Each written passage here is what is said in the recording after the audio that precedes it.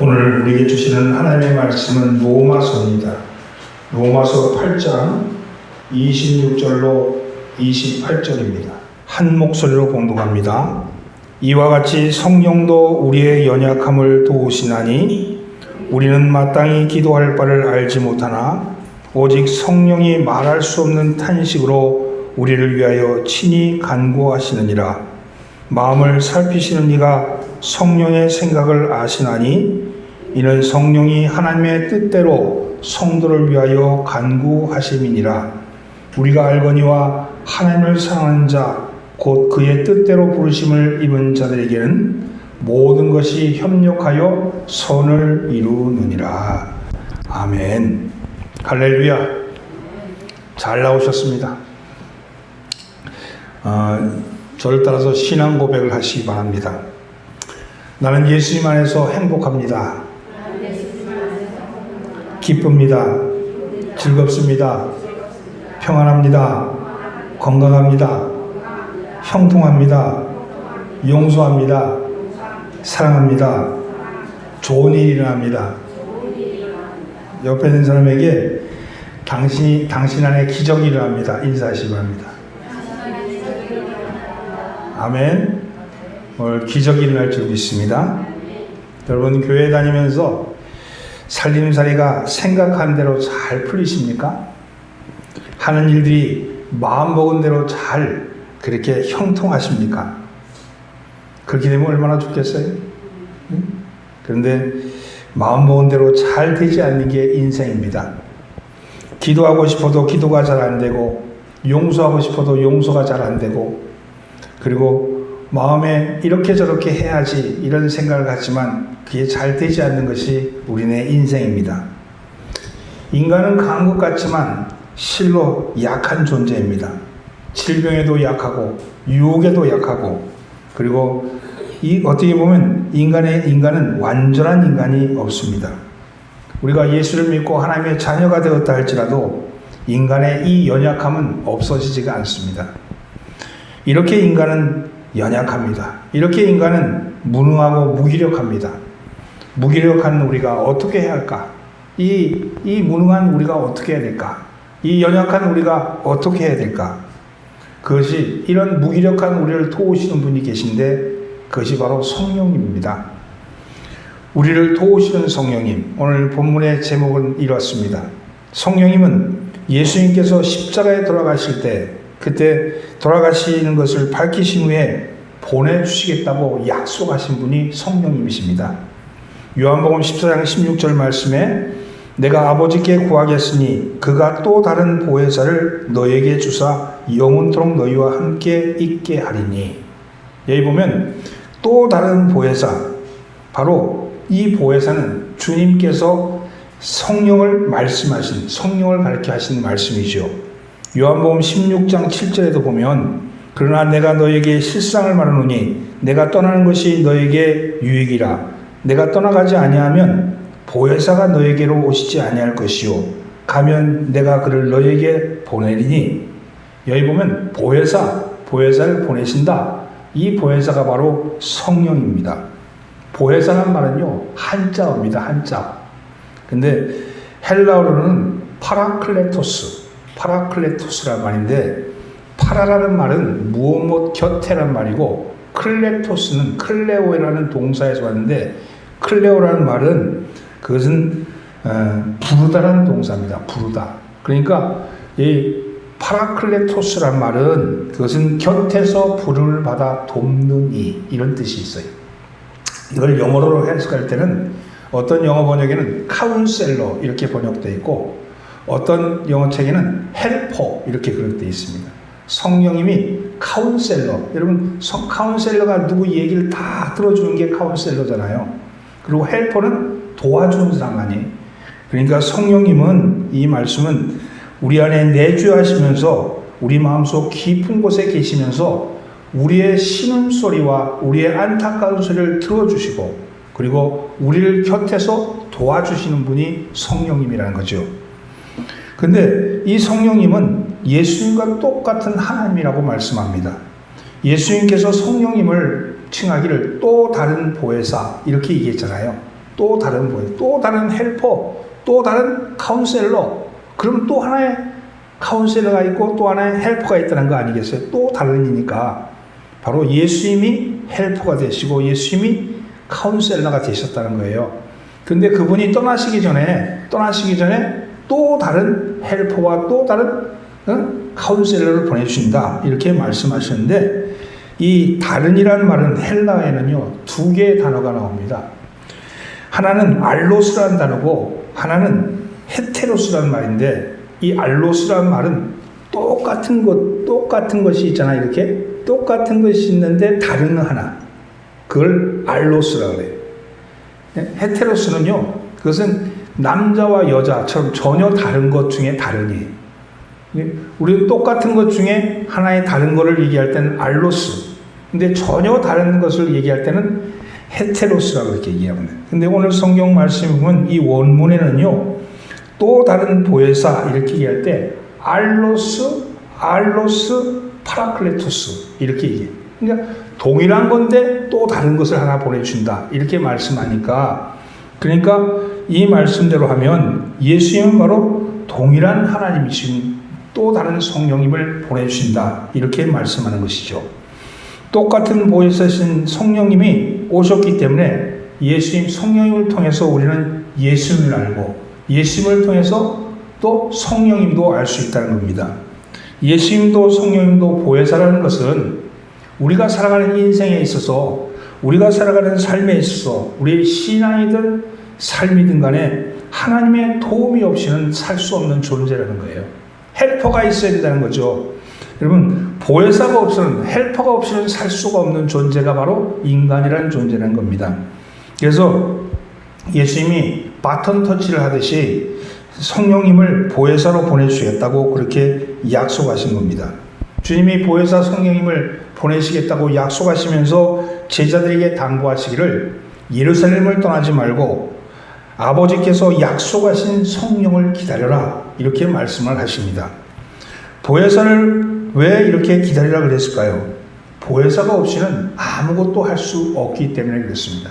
제자들은 그동안 예수님과 함께 했는데 예수님이 떠나셨어요. 십자가에서 못 박혀 돌아가시고, 그리고 40일 부활하신 후에 40일 동안 함께 하셨다가 승천하시면서 하시는 말씀이, 너희는 예루살렘을 떠나지 말고 또 다른 보혜사, 또 다른 하나님을 기다려라 이렇게 말씀하셨는데, 그것은 성령님이 없어서는 너희는 움직일 수가 없다 이런 말씀이죠.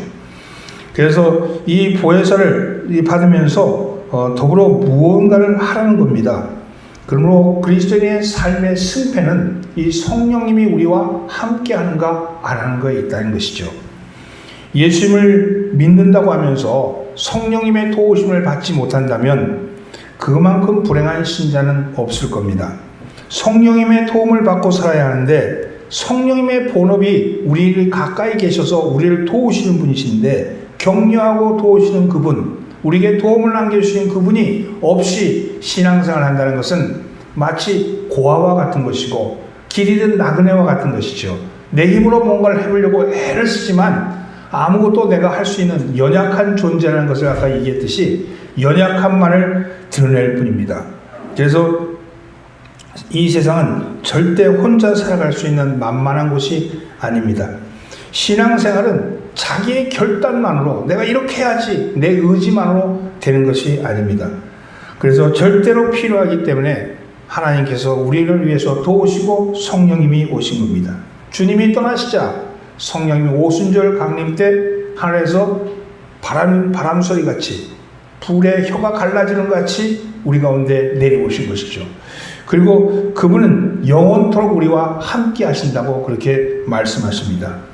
자, 이런 이 성령님이 우리를 어떻게 도와주시겠다는 것이냐, 우리에게 도움이 되시는 그분은 우리에게 어떤 것을 도와주시겠는 것이냐 하는 말씀입니다. 오늘 본문은 그 말씀을 하고 있는 거예요. 첫째는요, 따라서 우리의 연약함을 도우십니다.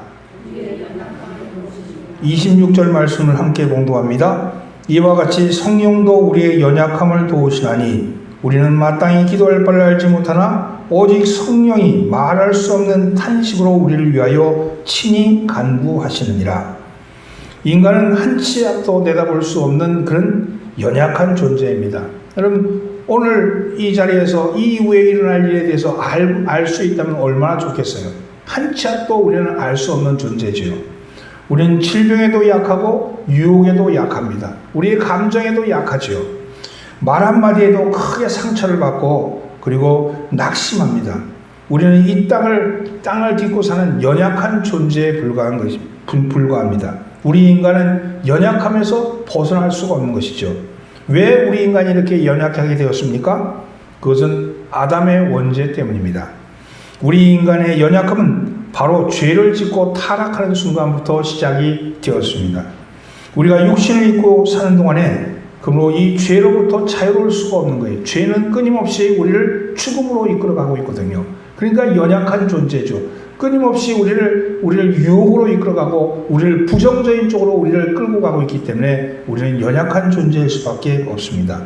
우리는 매일매일 이 죄라는 것은 부정적인 생각, 그러니까 죄는 부정적인 생각이 죽음의 절대 부정이 죽음이잖아요. 절대 부정이. 이 죄라는 것이 우리 속에 역사한다는 거 보면 우리를 끊임없이 낙심케 하고 절망케 하고 안 된다고 생각하게 하고 못한다고 생각하고 나는 안 된다, 나는 못한다, 나는 할 수 없다. 자기를 자꾸만 부정적인 쪽으로 끌고 가려고 그러는 거예요. 그것이 죄죠, 죄. 그게 죄의 세력입니다. 생명의 세력은 뭡니까? 절대 긍정이 생명이잖아요. 이 생명의 세력은 끊임없이 나를 긍정적으로 이끌어가는 거죠. 할 수 있어. 할 수 있어. 너는 못해도 내 안에 있는 하나님이 너를 하게 하셔. 이렇게 나를 끌고 가는 긍정적인 쪽으로 끌고 가느냐, 아니면 부정적인 쪽으로 끌고 가느냐인데, 죄의 결말은요, 생각이 부정적인 것이고 그 부정적인 행동이 죄의 행위로 나타나게 되는 것이죠. 그래서 이 싸움에서 우리는 날마다 질 수밖에 없는, 좌절할 수밖에 없는 그런 존재라는 겁니다. 이 육신이 자꾸만 나를 죄에 익숙한 옛사람의 모습으로 이끌어간다는 거예요. 예수를 믿고 구원을 받았는데, 그래서 생명이 우리 안에 들어왔는데 이 과정에 있는 거잖아요. 그런데 마치 자라나는 순이 자라는 것 같이 그런 과정에 있는데 이게 자꾸만 꺾이는 거예요. 내가 정신 차리지 않으면, 내 스스로가 신앙에 조금만 흔들리면 부정적인 쪽으로 가서 내가 앉아있는 것이죠. 여러분, 이것은 왜 그렇습니까? 바로 우리의 연약함 때문이라는 겁니다. 그런데 우리 안에 오신 보혜사 성령님은 바로 이 연약함을 너무도 잘 아시는 분입니다. 성령님은 내 삶의 위기와 환난 속에서 나를 돕기 위해서 내 곁에 계시는 분이에요. 성령님은 죄와 싸워서 이길 수 있도록 나의 연약함을 도와주신다. 그래서 성령님은 우리의 연약함을 도와주시는 분이라는 거예요.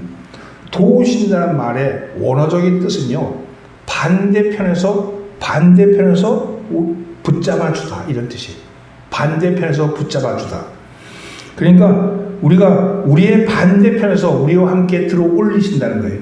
그럼 이사를 할 때 이삿짐을 나르다 보면 혼자 들 수 없는 물건이 있잖아요. 둘이 들 수밖에 없는 큰 물건들, 그런 물건이 있습니다. 그럼 반드시 반대편에서 누군가가 붙잡아줘야 되는 것이죠. 마찬가지로 성령님은 우리가 한쪽에서 우리가 그 힘든 걸 들기 시작할 때 반대편에서 우리를 함께 들어주신다는 거예요. 그래서 우리가 연약하다고, 우리가 그것 때문에 우리는 할 수 없다고 그렇게 앉아있는 것이 아니라 내 연약함을 가지고 그것을 들기 시작할 때 그때 성령님이 반대편에서 그것을 들어 올리신다는 거예요. 연약하다고 가만히 앉아있다 그래서 성령님이 도우시는 게 아니라는 거죠. 나는 가만히 있는데 성령님이 나를 다 알아서 한다, 그게 아니고 내가 이 무거운 짐을 들기 시작할 때 그때 그 연약함을 도우셔서 반대편에서 그것을 들어 올려주시는 거예요. 그래서 헬퍼라는 거예요. 헬퍼. 여러분, 그런 뜻이죠. 성령님은 결코 우리 없이 혼자 일하시는 분이 아니십니다. 우리는 우리의 연약함을 가지고, 연약한 문제를 가지고 그분의 음성을 듣기 위해 나갈 때 성령님이 우리를 도우십니다. 우리의 연약한 문제의 한쪽을 들고 나왔을 때 다른 한쪽을 들어주시는 분, 그리고 들어주시면서 말씀해 주시는 분, 그리고 그것을 이끌어 가시는 분이 성령님이십니다. 스스로 강한 채에서 도움을 구하지 않는다면, 기도하지 않는다면 아무런 일도 일어나지 않는다는 거죠. 그 씨앗이 그냥 가만히 책상 위에 있는다 그래서 그 씨앗이 자랍니까? 씨앗은 여러분 땅에 심겨져야 되고 물을 줘야 되는데 자라게 하시는 이는 하나님이시죠. 생명이시죠. 생명.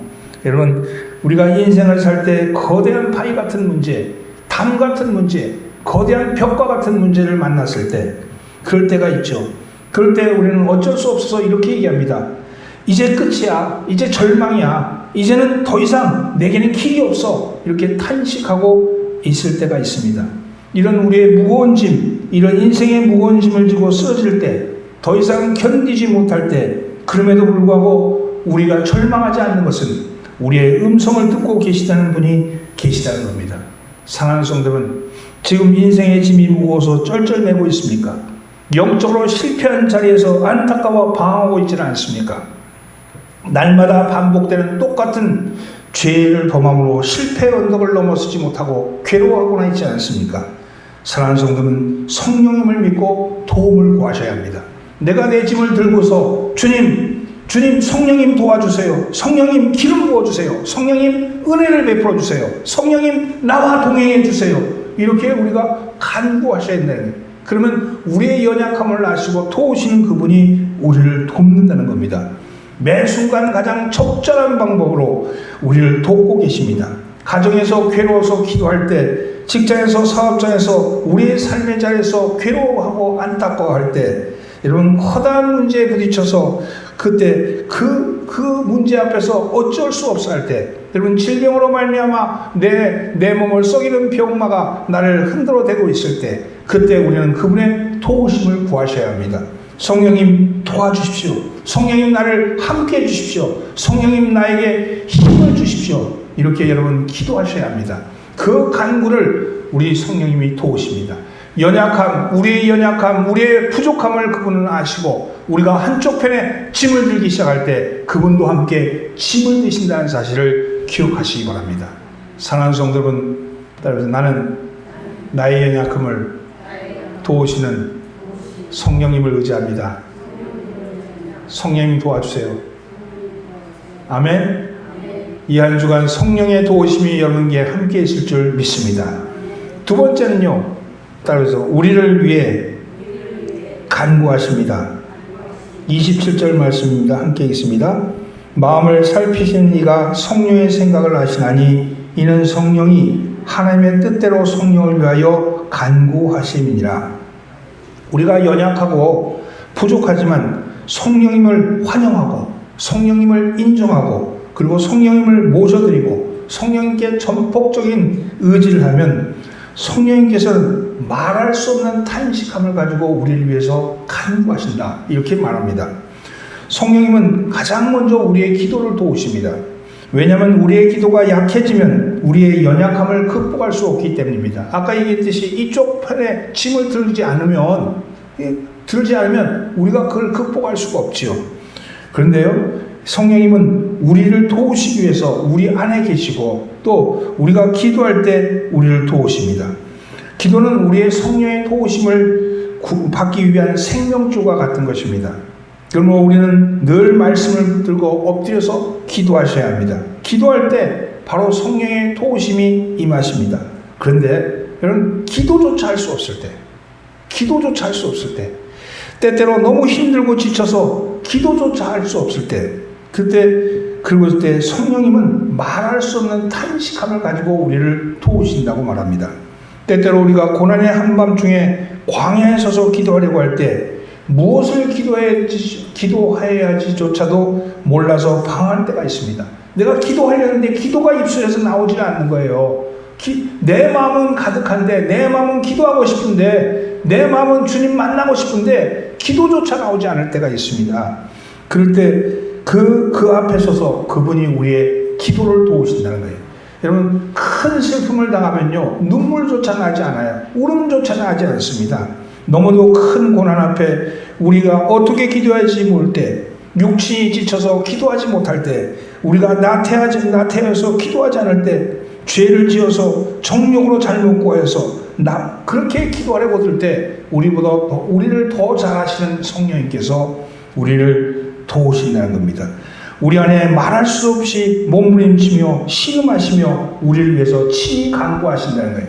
내가 이 기도를 하는데 이 기도가 자기 중심의 기도야. 마음은 분명한데 그게 엉뚱한 걸 구하고 있어. 엉뚱한 거를. 그걸 구해봤자 아무 소용이 없는데 엉뚱한 험한 것을 구하고 있을 때 그때도 우리를 도우신다는 거예요. 우리 말할 수 없는 탄식함을 가지고 우리의 어리석음을 행해서 우리의 부족함을 행해서 그분이 도우신다는 겁니다. 성령의 말할 수 없는 탄식은 때때로 방언 기도로 나오기도 합니다. 여러분, 그래서 방언 기도를 하면서 기도의 깊은 단계에 들어가게 되면 성령의 탄식하심을 우리는 알아차릴 수 있는 것이죠. 여러분, 때때로 우리의 입술로 하는 기도는요, 때때로 우리가 하는 입술의 기도는 때때로 우리의 의지가 다 섞여 나오지만 성령이 하시는 방언의 기도는 때로는 하나님의 탄식함을 알아차리는 그런 일들이 일어나게 되는 것이죠. 영혼의 어두운 밤이 찾아와서 주님이 계신 것 같지가 않고 이때까지 잘 믿었는데 도무지 앞이 캄캄해 보일 때, 눈앞에 아무것도 보이지 않고 이때까지 잘 믿었다고 내가 생각했는데 이게 믿음이 아니구나 하고 허망해졌을 때, 여러분, 내가 신앙이 있는 건지 없는지 그 영적 공황 상태에 빠져 있을 때 그때도 성령님은 우리의 기도를 도우십니다. 내 영이 말할 수 없는 갈증을 느껴 죽게 되었을 때 성령님은 우리를 도우십니다. 혹시 마음에 힘들어서 육신이 지쳐서 기도하기가 어려우신가요? 어떤 절망 가운데 마땅히 빌 바를 알지 못해서 탄식하고 있지는 않습니까? 여러분, 너무도 큰 시련에 억눌려서 어떻게 기도해야 될지 몰라서 한숨 짓거나 있지 않습니까? 그러나 그때 그런 문제가 닥쳤을 때, 어려운 문제가 눈앞에 닥쳐왔을 때, 어떻게 기도해야 할지 모를 때 성령님께 기도의 부탁을 드리십시오. 조용히 무릎을 꿇고 내가 아파할 때보다 나보다 더 아파하시고, 내가 탄식할 때보다 나보다 더 탄식하시고, 그리고 내가 고통스러워할 때보다 더 고통스러워하시는 그 성령님의 탄식 소리를 들으시면서 여러분 기도를 회복하시기 바랍니다. 여러분을 위해서 친히 간구하시는 분이 있습니다. 성령님을 전폭적으로 의지하십시오. 성령님과 동행하십시오. 성령님을 전폭적으로 의지하고 성령님을 동행할 때 성령님 우리의 마음을 아시고 그리고 우리를 위해서 친히 간구하십니다. 늘 영적으로 깨어서 성령의 도우심을 힘입고 성령의 간구하심을 통해서 여러분 우리의 신앙이 영적으로 회복되고 하나님을 체험하시는 그런 여러분 되기를 주님으로 축원합니다. 하나님을 체험하시기 바랍니다. 하나님을 체험하시기 바랍니다. 따라서 하나님은 나의 연약함을 아시고 친히 간구하십니다. 오늘 여러분들의 연약함을 아시고 성령님께서 여러분의 연약함을 여러분 간구하실 줄 믿습니다. 예수 안에 있는 사람들, 믿음 안에 있는 사람들은 그래서요, 이 주님의 울타리 안에 있는 사람들은 비록 그 울타리에서 가운데서 놀지 못하고 저 울타리 구석에 처박혀 있다 할지라도 그럼에도 불구하고 목자 되시는 주님은 그가 어디 있는지를 아시고 그의 모습의 안타까움을 아시면서 찾으시고 그 양을 이끌어내신다는 거예요.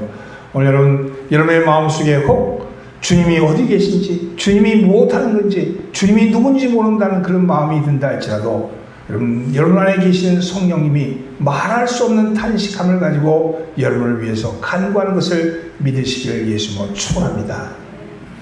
세 번째는요, 따라보세요. 협력하여 선을 이루게 하십니다.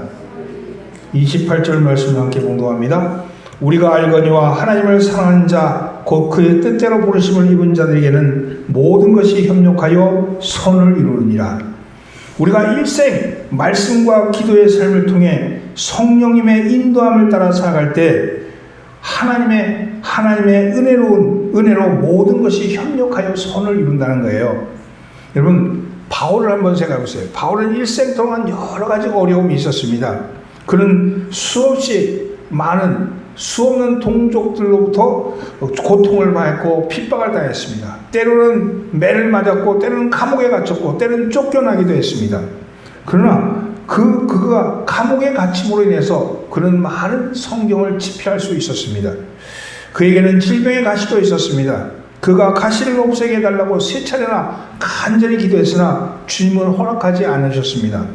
그러나 그 가시로 인해서 여러분 바울은 더 겸손해질 수 있었고 더 다른 곳으로 교만으로 빠지지 않을 수 있게 되었다는 겁니다. 오히려 하나님을 체험하는 그런 놀라운 일을 받았다는 거죠. 또한 그가 선교하고 싶은 지역은 소아시아 지역이었지만 그러나 하나님은 그 길을 막으셨습니다. 그는 로마에 여러 차례 가려고 애를 썼지만 길이 열리지 아니하고 오히려 감옥에 갇혀 있어야 했습니다. 이런 모든 이것을 경험하고 깨달았는데 깨달은 진리가 바로 모든 것이 협력하여 선을 이룬다. 이런 말씀이었어요. 여러분 꿈꾸는 소년 요셉을 한번 생각해 보십시오. 그는 꿈으로 인해서 형들의 미움을 받았고 노예로 팔려갔습니다. 그는 누명을 쓰고 감옥에도 가게 되었습니다. 그러나 결국 요셉은 애굽의 왕의 꿈을 해석함으로 인해서 애굽의 총리가 되게 되었습니다. 요셉이 총리가 된 후에 야곱과 그의 가족들이 흉년을 피해서 모두 애굽 땅으로 옮겨오게 되었죠. 세월이 흘러서 아버지 야곱이 죽었습니다. 형들은 그 전에 동생에게 했던 일들이 생각나서 형이 우리를 위해서 보복하지 않을까 하는 두려움이 휩싸이게 되었습니다. 그때 요셉이 이렇게 얘기합니다. 당신들은 나를 헤아려 하였으나 하나님은 그것을 손으로 바꾸사 오늘과 같이 많은 백성의 생명을 구원하게 하시려 하셨나이다. 여러분 그렇습니다. 여러분 때때로 요셉이 고난을 당하고 요셉이 어려움을 당할 때 그가 왜 불평이 없었겠어요? 왜 나한테는 이런 일이 자꾸만 이렇게 생기는 걸까? 왜 마음속에 원망이 없었겠습니까? 그러나 그 원망을 여러분 하나님의 뜻 아래 맡기는 거죠. 주님께서 이 일을 위해서 하심은 여기에 당신의 뜻이 있을 줄 믿습니다. 이것에 흔들림이 없는 거예요. 믿음이라는 게 뭡니까? 하나님이 나를 믿어주시는 거 아닙니까? 내가 하나님 믿는 게 아니고 하나님이 나를 믿어주시는 게 믿음이에요. 그걸 내가 받아들이는 거예요. 하나님이 나를 사랑하심을 받아들이는 거예요. 여러분 아무리 내가 사랑합니다 해도 내 안에 사랑이라는 게 없는데 내가 엄마는 나를 사랑합니다 하는데 엄마가 나를 사랑하지 않아. 그럼 그게 사랑이겠어요? 그건 아니죠. 엄마가 나를 사랑하는 것을 내가 깨닫게 될 때 사랑이 성립되는 거 아니겠습니까? 하나님이 나를 믿어주시는 거예요. 여러분 그렇습니다. 요셉이 어려움을 당하고 힘든 일을 당하지만 그 가운데 그것을 통해서 일하시는 하나님의 손을 의지하는 것이요. 그래서 협력하여 선을 이루게 하십니다. 하나님은 요셉의 삶의 모든 과정에서 협력해서 선을 이루는 거죠. 이 협력해서 선을 이룬다는 것이 착각해서 성도와 성도가 협력해서 선을 이루는 게 아니에요. 하나님과 성령과 내가 협력하여 선을 이루는 거예요. 성령이 나를 통해서 역사하시는 거예요. 여러분 나는 가만히 있는데 성령이 나를 이렇게 끌고 저렇게 끌고 우리가 무슨 인형은 아니잖아요. 하나님께서 우리와 협력해서 선을 이룬다고 얘기합니다. 우리가 당한 모든 고난도 궁극적으로 하나님은 축복으로 만드실 것이고 하나님은 그것을 영광으로 바꾸게 하실 겁니다. 그러나 어떤 경우에 통해도 하나님께서 나를 통하여 만들어 가시는 선에 대한 기대를 잃어서는 안 됩니다. 여러분 하나님이 나를 쓰신다. 하나님이 나를 이끄신다. 하나님이 나를 사랑하신다. 이 말씀을 잃어버리면 안 된다는 거예요. 내가 신앙의 가장 근본적인 두 가지 토대가 있다고 했죠. 하나님은 늘 오르십니다. 하나님은 늘 오르십니다. 이게 믿음이요. 하나님은 늘 오르십니다. 두 번째는 하나님이 날 사랑하십니다. 이 두 가지의 토대가 있는 한 여러분 흔들림이 없지요. 사랑하는 성도는 모든 것이 협력하여 선을 이룬다는 이 약속의 말씀을 기억하십시오. 따라서 모든 것이 협력하여 선을 이루십니다. 여러분 모든 것이라는 것은 삶에 일어난 여러 가지 일들이죠. 좋은 일도 있고 나쁜 일도 있을 수 있습니다. 형통한 일도 있고 고난도 있을 수 있습니다. 여러분 복도 있고 불행도 있습니다. 내가 행하는 일 혹은 내가 본의 아니게 행한 일, 또 내가 사람을 만나고 헤어지는 일, 내가 실수하는 일, 여러 가지 우리가 일어나는 것, 그 일어나는 모든 일에 하나님이 협력하여 선을 이루셔요. 하나님은 당신의 백성들을 그 구름통이로 빠뜨리게끔 기다리지 않으십니다. 우리가 가는 길을 주님은 아시고 그 길을 형통케 하시는 겁니다. 때때로 환란이 우리 앞에 닥쳤을 때 그 앞에 우리는 멈칫 서야 합니다. 그리고 내가 하나님 앞에 물어야 합니다. 하나님, 이 길이 맞는 길일까요? 하나님, 내가 온 길이 제대로 온 길인가요? 묻지요. 그때 성령님이 여러분들을 이끌어 주실 겁니다. 여러분, 그분은 우리의 소리를 들으시고 그분은 우리의 간구에 힘을 주시는 분입니다. 그래서 카운셀러, 그죠? 헬퍼, 여러분, 우리의 신음소리를 들으시고 우리의 안타까운 소리를 들으시고 우리 헬퍼 도우시는 분이라고 그러셨지 않습니까? 사랑하는 성도 여러분, 그분을 의지하시기를 바랍니다. 모든 것이 협력하여 선을 이루도록 주관하시는 성령님, 그 성령님의 역사로 여러분 행복과 불행이 함께 어우러져서 하나님의 선을 만들고 삶과 죽음이 함께 작용해서 선을 이루게 하시고 성공과 실패가 함께 작업을 해서 하나님의 목적을 이루어 가신다는 겁니다. 오늘 우리가 사는 길이 날마다 형통하고 날마다 잘 됩니까? 안 되죠. 때때로 안 되는 일도 있고 때때로 실패하는 일도 있고 때때로 망하는 일도 있고 때때로 슬퍼하는 일도 있고 때때로 내가 왜 이렇게 될까 하는 일도 생기지 않습니까? 그러나 그것조차도 하나님이 허락하시기 때문에 이루어지는 거라 믿고 하나님을 전적으로 의지하시고 성령이 협력하여서 내 불행을 하나님은 복으로 만드실 것이고 내 안 되는 것을 하나님께서는 되게 만드실 것이고 나중에 승리하게 만들어서 하나님의 영광을 드러내게 하실 것이다 하는 이 말씀을 기억하십시오. 내가 가는 길에서 내 가는 길이 험한다 할지라도 그 험한 길이 나만 가는 것이 아니고 성령님이 나와 동행하고 계시다, 성령님이 나와 함께 하신다 하는 그 믿음으로 여러분의 신앙을 단단히 잡으시길 예수님으로 축원합니다. 말씀을 정리합니다.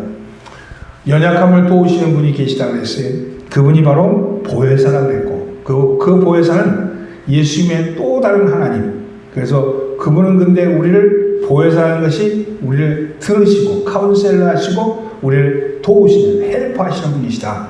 그런데 그분은 우리의 무엇을 도우시느냐? 첫째는 우리의 연약함을 도우신다. 두 번째는 우리를 대신해서 우리가 간구할 수 없을 때조차도 우리를 위해서 간구하시는 분이시다. 세 번째는 우리와 협력해서 선을 이루시는 분이다. 오늘 이 세 가지의 말씀이 오늘 하나님이 주시는 대언의 말씀입니다. 이 말씀을 여러분 마음에 새기시고 이 한 주간에 성령님을 온몸으로 체험하시는, 성령님을 민감하게 체험하시는 여러분 되기를 주의 이름으로 축원합니다. 기도합니다. 사랑과 은혜와 자비가 무한하신 하나님 아버지, 삶 속에서 어떠한 문제와 어려움을 당했을지라도 예수님 한 분만으로, 성령님 한 분만으로 만족하고 기뻐하며 감사하는, 그렇게 살아가는 우리 모두가 될 수 있도록 은혜를 내려 주옵소서. 성령의 충만함을 받고 성령의 도우심과 성령의 말할 수 없는 탄식의 기도를 통하여 변화되고 새 힘을 얻게 하여 주옵소서. 그리함으로써 모든 것이 협력하여 선을 이루는 놀라운 기적을 체험하는 주의 자녀들이 다 되게 하여 주옵소서. 예수님의 이름으로 기도드립니다. 아멘.